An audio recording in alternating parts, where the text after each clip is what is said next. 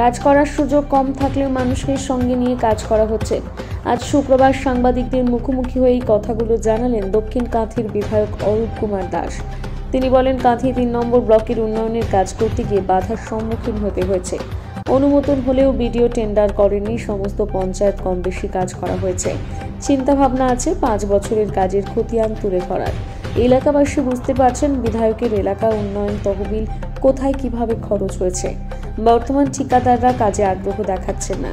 কারণ হিসেবে জানা গিয়েছে দিন দিন কাটমানির পরিমাণ বাড়ছে এবং কাজ করে সেই টাকা কবে পাবে তার কোনো নিশ্চয়তা নেই, যে কারণে ঠিকাদাররা কাজ করতে অনীহা দেখানোর কারণে কাজের অসুবিধে হচ্ছে।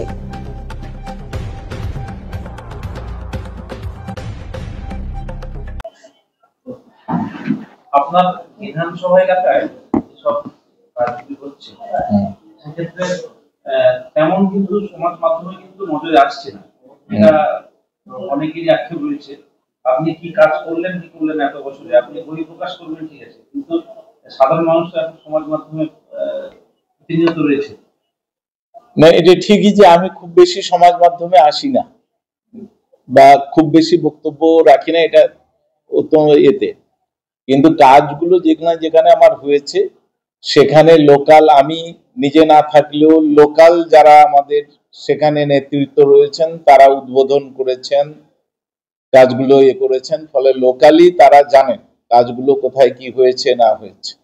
এবং প্রত্যেকটি অঞ্চলেই আমি চেষ্টা করেছি কাজ করার। কোথাও কোথাও অসহযোগিতার কারণে একটু কম কাজ হয়েছে। আমি যেরকম কন্টাই মিউনিসিপ্যালিটির কথা বললাম, সেরকম এর আগে কন্টাই 3 ব্লকে আমরা যেরকম কোঅপারেশন পাইনি, প্রথম প্রায় 2 বছরের কাছাকাছি আমি সেখানে কাজ করতে পারিনি। বিডিওকে অ্যালটমেন্ট দেওয়া সত্ত্বেও তিনি টেন্ডার করেননি, ফেলে রেখেছেন। আমাদেরকে কাজকে অন্যত্র সরিয়ে নিয়ে যেতে হয়েছে বাধ্য হয়ে। এরকম তো এইরকম বেশ কিছু অসুবিধে হয়েছে।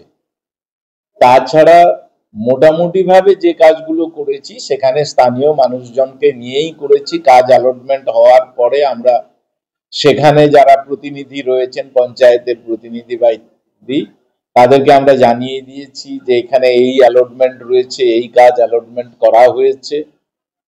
এবং সেগুলো তো সাধারণত আমি ঘুরে বেড়াই, প্রায় এলাকায় বিভিন্ন জায়গায় আমি ঘুরি। সাধারণ মানুষ যে দাবিগুলো করেন সবটা তো করা সম্ভব নয়, কেননা আমরা যে টাকাটা পাই তাতে 5 বছরে একটি বুথে 1 লাখ টাকার সামান্য একটু বেশি কাজ করা যায়, এর বেশি কিছু করা যায় না।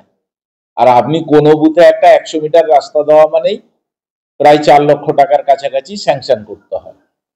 ফলে কি হয় না, আপনি একটা বুথে 100 মিটার রাস্তা দেওয়া মানেই, সেটা আমার ক্ষেত্রেও এমপির ক্ষেত্রেও একই, কারণ ওনারও প্রায় প্রতি বিধানসভা পিছু 70 লক্ষ। এইভাবেই তাহলে একটা বুথে আমরা যখনই কাজ করছি পাশের 3টে বুথে আর 5 বছরে কাজ করার সুযোগ আমাদের থাকে না। ফলে এগুলোকে খুব বেশি হাইলাইটেড আমরা করতেও পারি না, কারণ মানুষের চাহিদার তুলনায় কাজ করার পরিমাণটা এতটাই আমাদের সীমিত, এগুলোকে খুব বেশি হাইলাইট করার সুযোগও থাকে না। তবু আমরা যা করছি সেগুলো নিশ্চয়ই প্রকাশ্যে আসছে, মানুষ বেনিফিট পাচ্ছে। আর কোথাও আমরা কাগজ বা শিলাখণ্ড পুঁতে দিয়ে টাকা লোপাট করে দিচ্ছি না। বহু ঠিকাদার এখন কাজ করেছে, এই মুহূর্তে কাজ নেওয়াতেও তাদের অনীহা রয়েছে, টাকা পাচ্ছে না।